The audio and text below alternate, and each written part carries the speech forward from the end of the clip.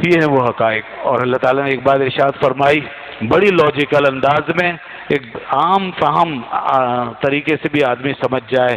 وہ کیا کہ اگر اس کائنات کے خالق ایک سے زیادہ ہوتے، اللہ یعنی کہ اللہ دو یا دو سے زیادہ ہوتے، تو یہ دنیا تباہ و برباد ہو جاتی.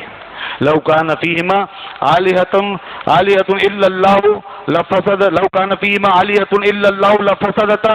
اگر اس زمین و آسمان کے اندر ایک سے زیادہ خدا ہوتے اللہ کے علاوہ، لفسدتا، تو یہ سب تباہ ہو جاتا، زمین آسمان تباہ ہو جاتے.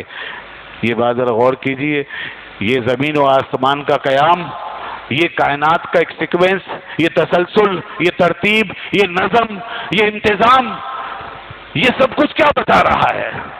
یہ صرف اور صرف ایک خدا وحدہ لا شریک کی گواہی دے رہا ہے. اگر اللہ فرماتا ایک سے زیادہ ہوتے تو یہ تسلسل نہ ہوتا، یہ نظام نہ ہوتا، یہ ترتیب نہ ہوتی، یہ بیلنس نہ ہوتا، یہ توازن نہ ہوتا، سب کچھ بگڑ چکا ہوتا، ٹکرا جاتا آپس میں، ایک شے دوسری شے سے ٹکرا جاتی ہے، یہ تباہ ہو جاتا. یہ کائنات کا جو نظام ہے یہ اللہ کی وحدانیت کی دلیل ہے. کیا ہمارا کوئی چھوٹا سا نظام، ایک چھوٹا سا گھر بھی دو مستقل حیثیت کے لوگوں کے ذریعے چل سکتا ہے؟ نہیں. اسی لیے گھر کے نظام میں شوہر کو حاکم کا درجہ دیا گیا نا، اور اس کو بالادستی دی گئی مرد کو کہ وہ ایک وہی چلائے گا. ہاں، امیدوار دو تھے، عورت بھی تھی، لوگوں نے عورت کو بھی دے دیا ہے اور کسی نے صرف عورت ہی کو دے دیا. لیکن قرآن اللہ کی کتاب کے اندر گھر کی حکومت کا نظام صرف مرد کے ہاتھ میں رہے گا. الرجال قوامون علی النساء، تاکہ گھر چل سکے. دونوں بیک وقت نہیں چلا سکتے، اور جس سوسائٹی میں دو بیک وقت مستقل حیثیت میں جب سامنے آئے اور ان کو دونوں کو برابر کی اتھارٹی دی تو گھر ٹوٹ پھوٹ گئے نا، نہیں قائم رہ رہے، سوسائٹی تباہ ہو گئی، طلاقوں کی شرح بڑھ گئی ہے. دیکھ لیجئے نہیں چل سکتا، ایک چھوٹا سا گھر نہیں چل سکتا، ایک ادارہ نہیں چل سکتا، دو سربراہوں کے ساتھ ایک ادارہ نہیں چل سکتا، دو حاکموں کے ساتھ ایک ملک نہیں چل سکتا. کہیں نہیں دنیا میں کہ دو صدر، دو وزیر اعظم، نہیں ہو سکتا، ایک ہی رہے گا. اور ایک ہی اس کو سپر پاور ماننا ہوگا اور سب کو اس کے ماتحت ہونا ہوگا، تب وہ نظام چلا کرتے. یہ انسانوں کا نظام ہے، کائنات کا نظام. اللہ فرماتا دو خداؤں کے ذریعے کیسے چل سکتا ہے؟ ایک خدا ہی چلا سکتا ہے اور وہی چلا رہا ہے. اس لیے کہ اگر دو خدا مانو گے تو دونوں اپنی اپنی چلائیں گے. دونوں خدا ہیں تو دونوں مستقل ہوں گے. ایک کہے گا کہ آج سورج نکلے گا، دوسرا کہے گا نہیں نکلے گا، تو بتاؤ تمہارا کیا بنے گا؟ تم تو انتظار میں بیٹھے ہی رہو گے نا. ایک کہے گا کہ بارش ہوگی، دوسرا کہے گا نہیں ہوگی، تو پھر کیسے چلے گا معاملہ؟